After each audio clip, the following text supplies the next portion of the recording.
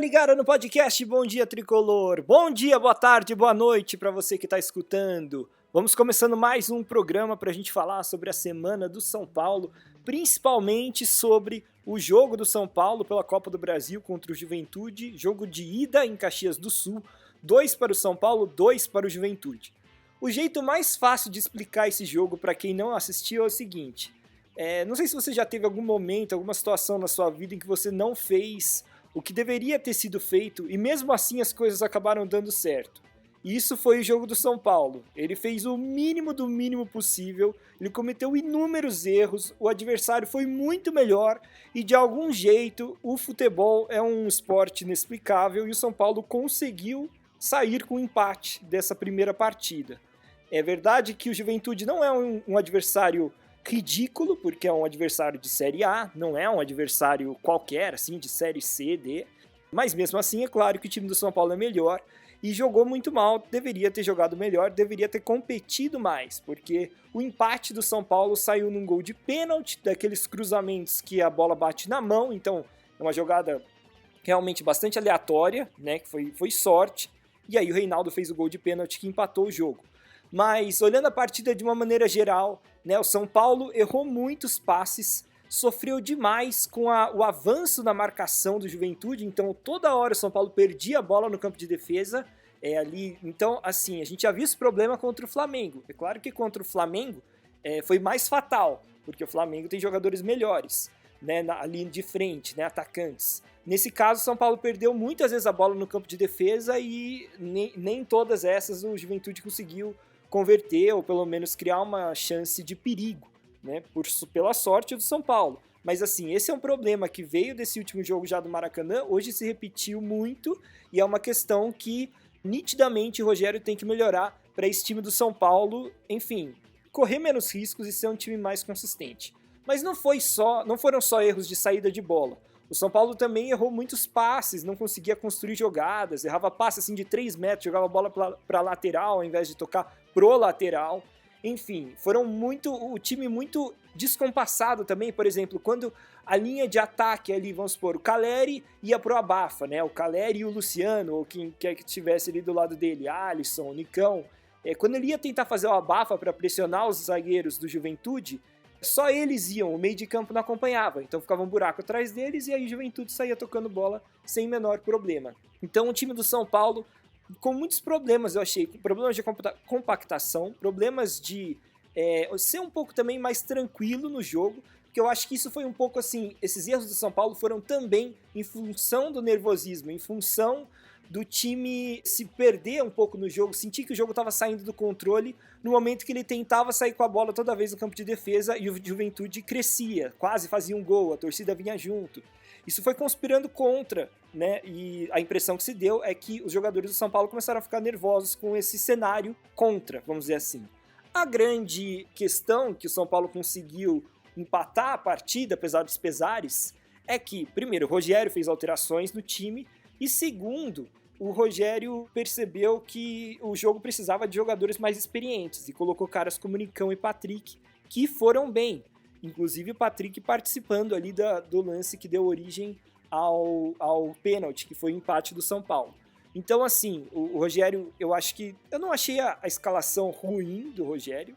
Ele apostou mais uma vez na vitalidade e juventude dos jogadores da base. Então, vamos passar aqui a escalação, né? Só para ficar claro o que a gente está falando. Jandrei no gol. Na lateral direita, Igor Vinícius foi muito mal. O Jandrei fez boas defesas, foi importante. A dupla de zaga, Arboleda e Miranda. Miranda bem, o Arboleda tomou um cartão amarelo extremamente discutível, num lance que eu achei que fizeram cama de gato nele, e teve um outro lance que parece que o juiz inverteu a falta. O Arboleda sofreu a falta e o juiz marcou falta do Arboleda. Foi um lance bastante bizarro até. Os comentaristas ali, né, quem estava narrando, Thiago Leifert e Casimiro, também ficaram perdidos. Eles falaram, o que está acontecendo? Como assim? É falta do Arboleda? Ninguém entendeu. Só na cabeça do juiz que foi falta do Arboleda. Na lateral esquerda, o Reinaldo, que assim, foi importante por ter feito o segundo gol, e eu achei que era uma das poucas fugas de saída de bola do São Paulo. Ele errou algumas vezes, mas ele era o cara que mais tentava sair, que tentava um passe vertical, e muitas vezes as poucas chances, na verdade, que o São Paulo teve de ataque começaram de uma construção pela esquerda, justamente com o Reinaldo. Então acho que ele foi bem. E na parte defensiva ele não sofreu tanto. O Igor Vinícius do lado direito foi muito pior. Aí, como volantes, né? Começou o Pablo Maia como primeiro volante, ele ficou a partida toda, e ao lado dele o Thales Costa. O Thales, mais pra frente, acabou sendo substituído pelo Rogério. Realmente ele não estava fazendo uma partida tão brilhante. E quem acabou entrando no lugar dele foi o André Anderson, o jogador que já tinha estreado contra o Flamengo, e aí teve mais uma chance dessa vez na Copa do Brasil. Eu acho que assim, o André Anderson, o jeitinho dele, o jeitinho de jogar bola, lembra muito o Hernanes. Não que ele tenha a mesma técnica que o Hernanes, mas é a postura, o jeito que ele domina a bola, o tipo de drible, é parecido.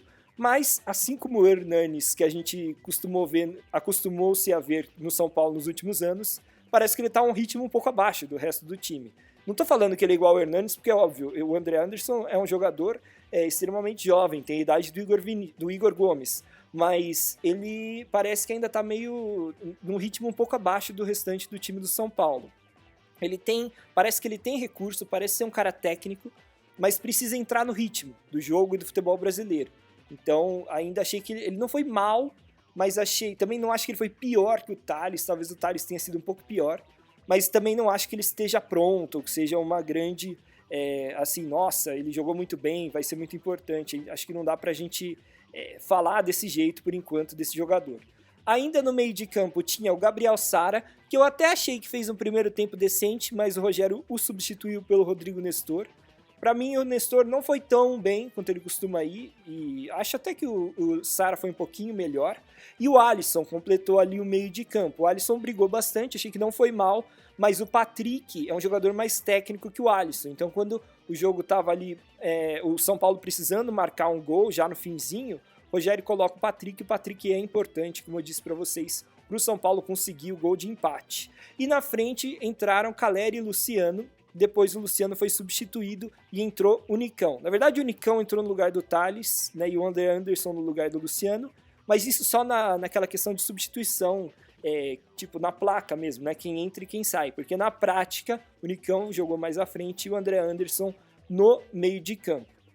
Então, galera, como eu falei para vocês, para mim, quais foram assim os pontos positivos e negativos, individualmente falando de jogadores do São Paulo? Eu destaco negativamente Igor Vinícius, que foi bem mal. O Arboleda teve, vamos dizer assim, uma noite infeliz, porque ele errou alguns botes que normalmente ele não erra, e além disso tomou um cartão amarelo, mas assim, foi bizarro o cartão que ele tomou, e algumas faltas que o juiz marcou. Então eu acho que também ele foi um pouco abaixo do que normalmente vai, mas não foi nenhuma partida assim ruim do Arboleda, foi uma partida mediana, digamos assim. O Pablo Maia foi um pouco perdido pelo segundo jogo consecutivo, e isso é preocupante, porque ele vinha sendo um cara muito importante ali à frente da área do São Paulo, e se ele tá mal, quem é que entra no lugar? Não tem, teoricamente é o Luan, mas ainda não tá com condições de jogo, né? Esperemos que o Luan melhore logo, porque, assim, é claro que o Pablo Maia vinha jogando muito, talvez assim, pra gente considerar que ele vinha jogando mais do que o Luan, pra ser titular mesmo. Mas ele é mais jovem, então agora, que nem jogos assim fora de casa, ele deu uma oscilada importante. Jogou mal contra o Palmeiras, jogou mal contra o Flamengo, jogou mal agora contra o Juventude. Então, é de se esperar que o jogador que é jovem, ele oscile, e nesse momento seria bom ter o Luan ali, que também é jovem, mas já tem mais rodagem, né, e já atuou bem em outras partidas fora de casa. Como eu disse, o Thales não foi tão... O Thales vinha bem no time alternativo, né, pela Sul-Americana, não foi tão bem dessa vez. O André Anderson, eu acho um jogador interessante, mas ainda falta um pouco de ritmo de jogo. E, como eu disse para vocês, Patrick e Nicão entraram bem. Acho que a experiência deles fez diferença no jogo também, sabe? Os caras não entraram voando fisicamente, não marcaram gol, mas eles limparam várias vezes a jogada para o São Paulo, sabe? Quando o São Paulo não estava encontrando caminhos para chegar até o campo de ataque, esses dois jogadores foram fugas interessantes. O Nicão caindo pela direita e o Patrick pela esquerda. E só para relembrar, né, galera, esse jogo da Copa do Brasil, né, nesta terceira fase, não tem o gol qualificatório fora de casa. Então, o 2-2 do São Paulo, né, se for 0-0 o jogo no Morumbi, o jogo da volta, a partida vai para os pênaltis, não tem vantagem para o time que fez gol fora. E só lembrando, né, a próxima partida, o jogo da volta, aliás, do São Paulo contra o Juventude no Morumbi, vai ser na quinta-feira, dia 12 de maio, às 7h30 também, e esse jogo vai ter também a transmissão exclusiva do Amazon Prime, como teve nesse jogo da ida.